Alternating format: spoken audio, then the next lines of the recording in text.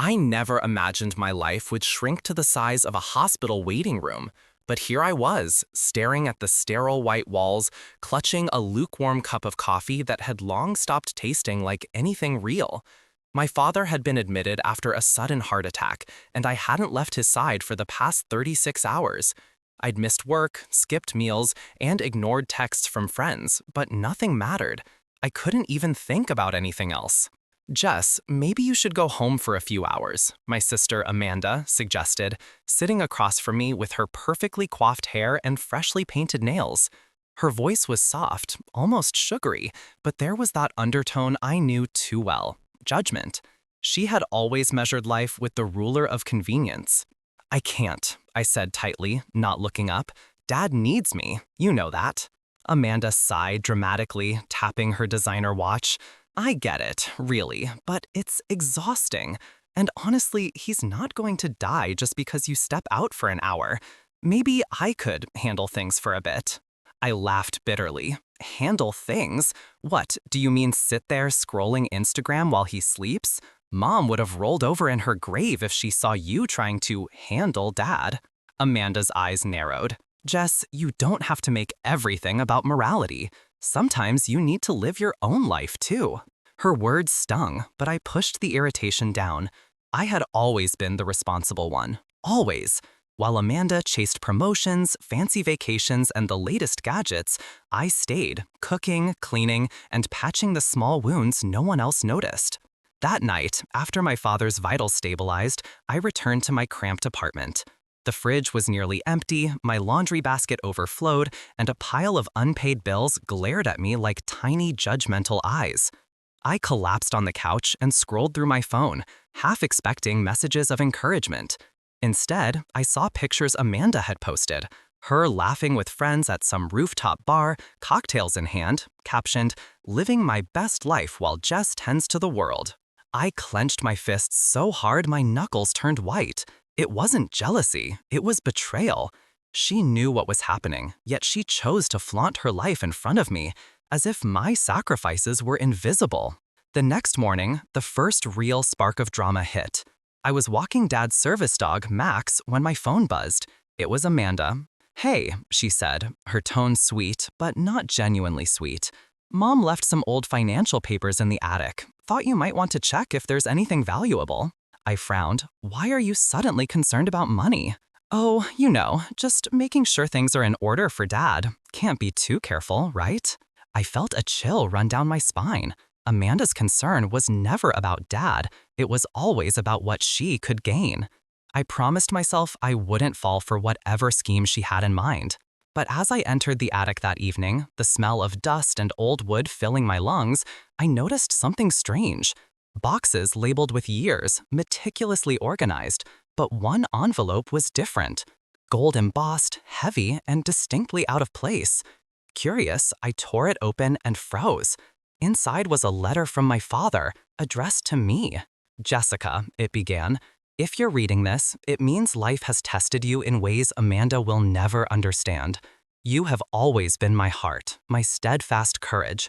I need you to know I've left something for you, something she can't take, no matter what she tries." My hands trembled. For the first time in days, a flicker of hope surged through me. Amanda knocked from below. "Jess, you up there? Don't forget dinner. Oh, and try not to get lost in the attic. It can get dusty." Her laugh echoed up the stairs, sweet but cutting, like a blade. I clutched the letter and whispered to Max, "I'm not letting her win." For the first time, I realized this was more than just a family squabble. This was a war of loyalty, morals, and integrity against selfishness and manipulation. And I was finally ready to fight. I thought the worst had passed when Dad stabilized, but the storm was only gathering. That weekend, I returned to the hospital, exhausted but determined. I had barely unpacked my groceries from the last grocery run when my phone buzzed with a message that made my stomach twist. "Dad said you weren't doing enough. He's asking me to stay with him tonight. Don't worry, I got this." My blood ran cold. Dad had never said such a thing. I dropped the bags, my hands trembling. Something was happening, something manipulative and cruel. I called him immediately. Dad, did you really say that? I asked, trying to keep my voice steady. Oh, Jess, his weak, raspy voice made me wince. I might have misunderstood. I'm tired. I hung up, frustration boiling.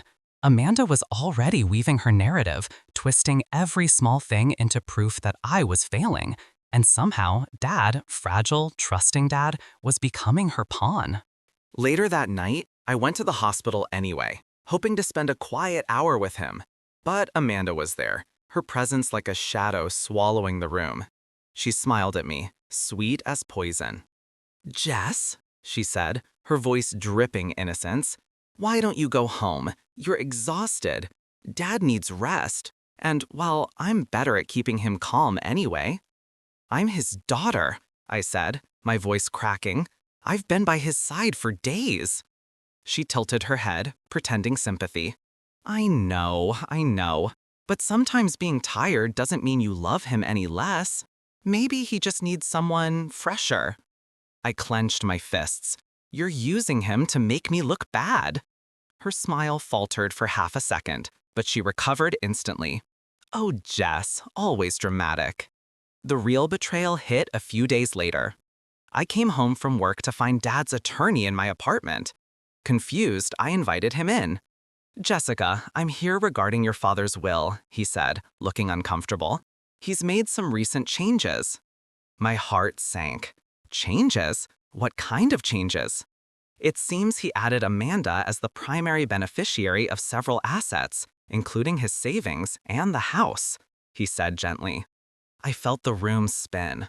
I had been caring for him, supporting him emotionally, keeping him alive through sleepless nights, and now it felt like all of it meant nothing. I confronted Amanda immediately. How could you do this? He trusted me. She shrugged, a gleam in her eye that made my stomach twist. Jessica, life isn't fair. Maybe he just wanted someone who could enjoy what he worked for. Enjoy what he worked for?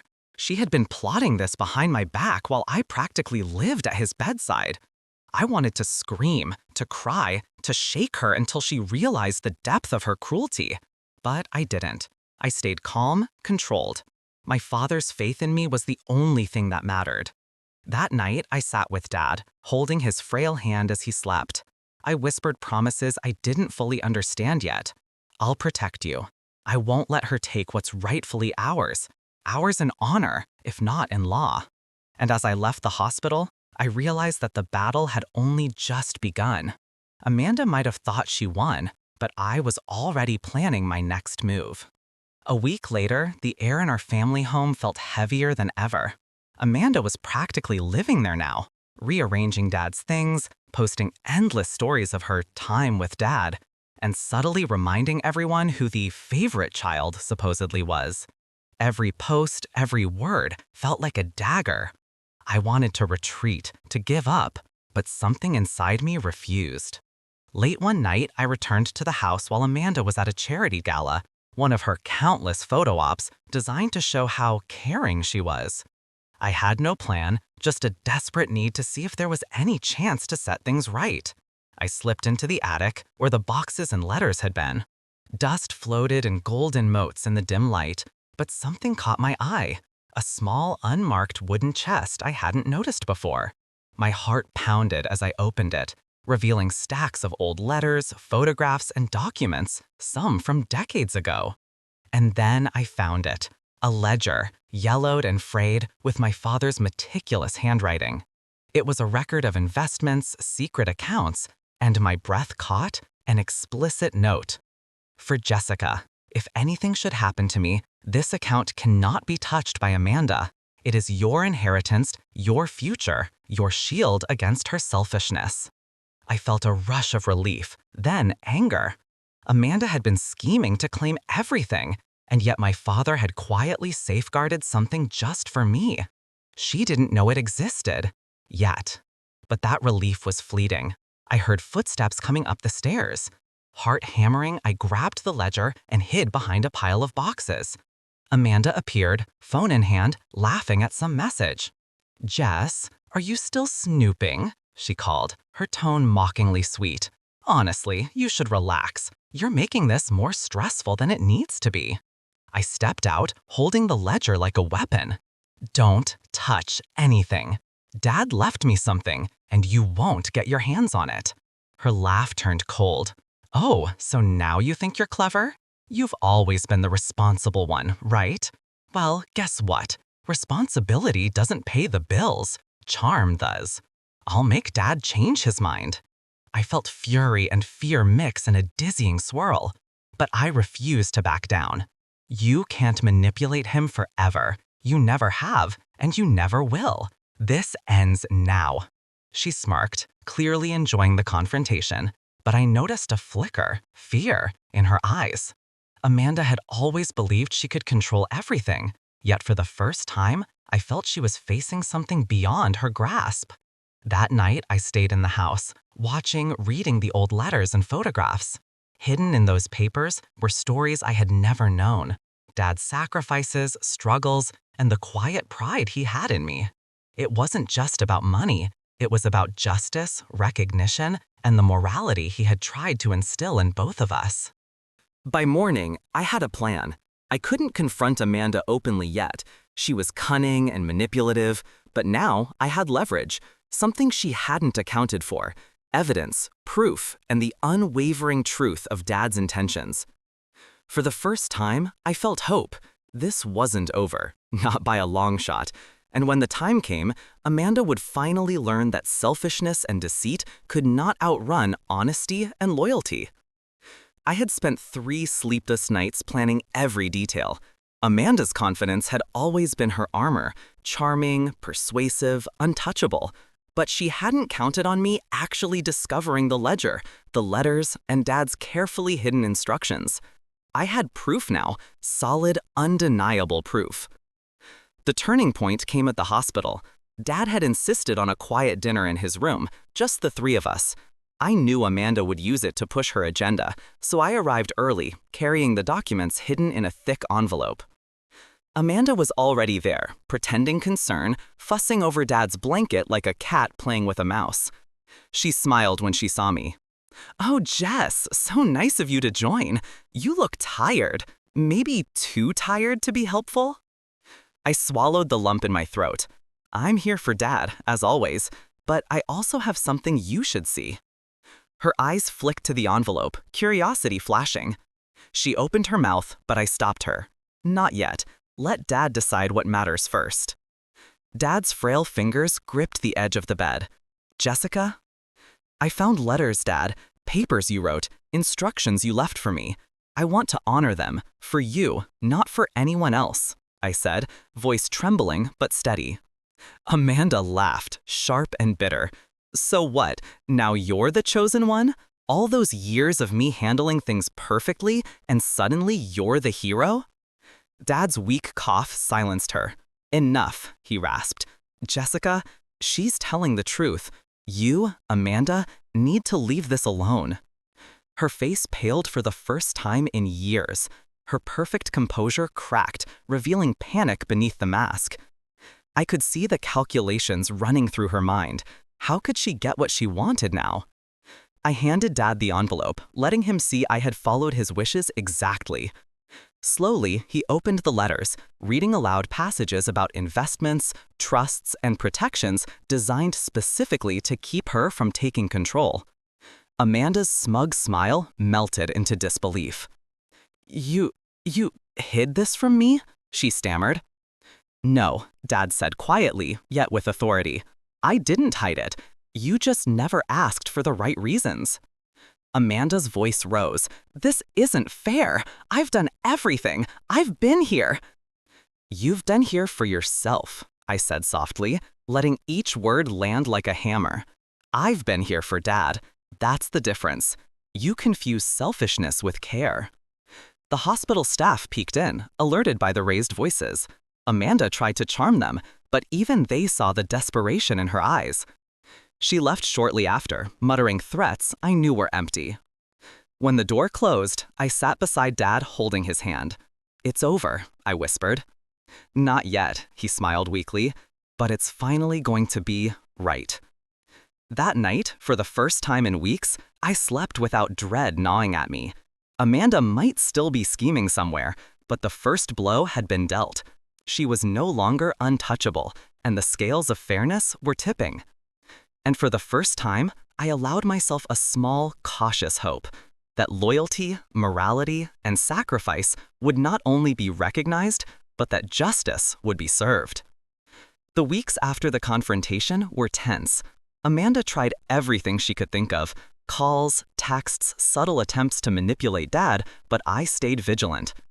I wasn't just fighting for assets, I was protecting the legacy of someone I loved more than anything.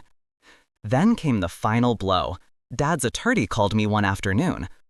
"Jessica, your father has finalized the estate. The trust and all related accounts have been secured in your name. Amanda has no legal claim. Everything is clear and binding." Relief washed over me, followed by a quiet satisfaction. But the most meaningful part wasn't money, it was integrity. Dad had trusted me, and I hadn't let him down. When I visited him that evening, he was in surprisingly good spirits, a small smile on his face. "You did right by me, Jess, more than I ever could have asked." Tears pricked my eyes. "I just did what you'd want, Dad. I just did what felt right." A week later, Amanda finally confronted me, outside Dad's house this time, her polished confidence replaced by desperation. "Jessica, you can't just erase me from everything," I said calmly. "Actually, Dad can, and he did. You spent years chasing your own gain, Amanda, while pretending it was care. That time is over. Actions have consequences." Her face twisted in rage, then in resignation. She realized she had lost, not just legally, but morally, publicly, and emotionally. She stormed off, leaving the neighborhood whispering about the spectacle. For the first time, I felt freedom. I had been the caretaker, the moral compass, the quiet force keeping everything together. Now I could live without fear of manipulation, without the constant shadow of her selfishness looming over Dad and me. In the weeks that followed, I settled Dad into a comfortable routine, spending evenings reading to him, making small meals he loved, and laughing again. Genuine laughter, free from tension. One evening, as the sun dipped below the horizon, Dad held my hand and whispered, "Jessica, always remember, the right choice isn't always easy, but it's always worth it." I smiled, a deep, satisfied smile that came from the core of my being. Amanda was gone, her schemes dismantled, and though she would carry her bitterness with her, I carried something far greater, proof that morality, devotion, and sacrifice, not manipulation, ultimately prevail. Sometimes life tests you in unimaginable ways, but standing firm, even when no one else notices, can turn betrayal to justice and loyalty into victory. I had lost sleep, missed work, and weathered heartbreak, but I had gained something far more valuable: dignity, respect, and the quiet knowledge that I did right by the person who mattered most. If you liked the video, don't forget to like and subscribe to the channel.